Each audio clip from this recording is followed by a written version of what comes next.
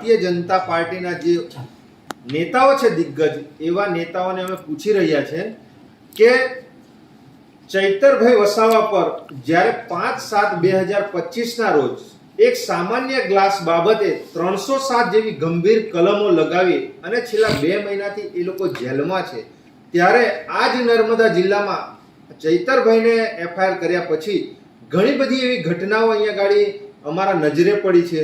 આજે ડેડિયાપાડામાં વિપુલભાઈ લીંબચિયા, જેઓને 31/7/2025 રોજ પરાઈ દ્વારા એમની પર હુમલો કરવામાં આવે છે, તો તેવા લોકોને ફક્ત 24 કલાકમાં જ જામીન મળી જાય છે.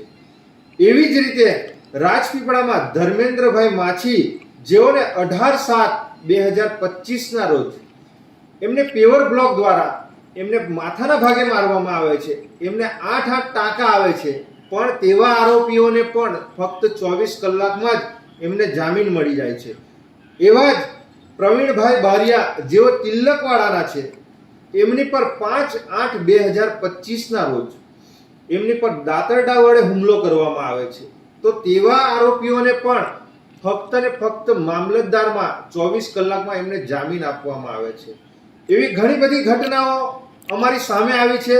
તો નર્મદા જિલ્લાના જે એસપી, જેમની બદલી થઈ ગઈ છે પ્રશાંત સુંબે, અને જે ડીવાયએસપી, જેમની પણ બદલી થઈ ગઈ છે, પ્રાંત અધિકારી ડેડિયાપાડા, જેમને પણ બઢતી આપી અને જેમને જિલ્લા વિકાસ અધિકારી બનાવ્યા છે, તો એવા તમામ અધિકારીઓને અમે અહીંયા ગાડી આ જાહેર મંચ પરથી કહેવા માંગીએ છીએ કે તમે ફક્ત ભારતીય જનતા પાર્ટીના ઈશારે આ નર્મદા જિલ્લામાં શું બે કાયદા છે ભાઈ?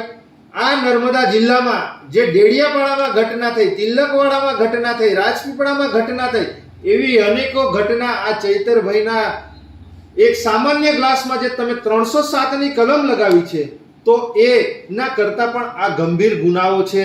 એક વ્યક્તિને પરાઈ મારી દેવામાં આવે છે, બીજા વ્યક્તિને દાતરડાથી હુમલો કરવામાં આવે છે, ત્રીજા વ્યક્તિને પેવર બ્લોકથી 8 ટાંકા આવી જાય છે, પણ તેમ છતાં એમની પર 307 જેવી ગંભીર કલમ લગાવવામાં આવતી નથી, અને તેવા લોકો 24 કલાકમાં છૂટી જાય છે. અને ફક્ત ને ફક્ત ભારતીય જનતા પાર્ટીના ઈશારે જે ડબલ એન્જિનની સરકાર કહેવાય છે, અને આ એસપી જે પ્રશાંત સુંબે છે, અને જે આ રાજપીપળા પોલીસ સ્ટેશન હોય, આમલેથા પોલીસ સ્ટેશન હોય, તિલકવાડા પોલીસ સ્ટેશન હોય, કે ડેડિયાપાડા પોલીસ સ્ટેશન હોય, કે સાગબારા પોલીસ સ્ટેશન હોય, આ તમામ ઘટનાઓ ત્યારબાદ ઘણી બધી ઘટનાઓ થઈ છે એટલી ગંભીર, તેમ છતાં ત્યાં ગાડી 307 જેવી ગંભીર કલમો લગાવવામાં નથી આવી, અને તેવા લોકોને 24 કલાકમાં જામીન આપી દે છે. પણ ધારાસભ્ય જે જનપ્રતિનિધિ છે, એમને આજે 2 મહિનાથી પણ આજે હાઈકોર્ટના દરવાજા ખટખટાવે છે. ત્યાં ગાડી તારીખ પર તારીખનો સિલસિલો છે.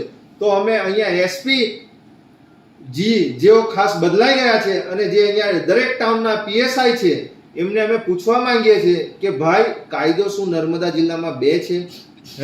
એક ગ્લાસ મારવાથી 307 લાગી જતી હોય, તો બીજા લોકોને ટાંકા આવે છે, એટલા ગંભીર ઈજાઓ થાય છે, શું એમની પર કોઈ પણ જાતનો કોઈ એક્શન નહીં? ફક્ત ધારાસભ્ય શું સમાજ માટે અને દરેક લોકો માટે અવાજ બને છે, એ માટે તમે આ ભારતીય જનતા પાર્ટીના ઈશારે એમને 307ના કેસમાં તમે એમને આરોપી બનાવી આજે 2 મહિનાથી એમને જેલમાં ગુંદી રાખ્યા છે. ભારતીય જનતા પાર્ટીના નેતાઓ શું સાબિત કરવા માંગે છે ચૈતરભાઈને જેલમાં મૂકીને?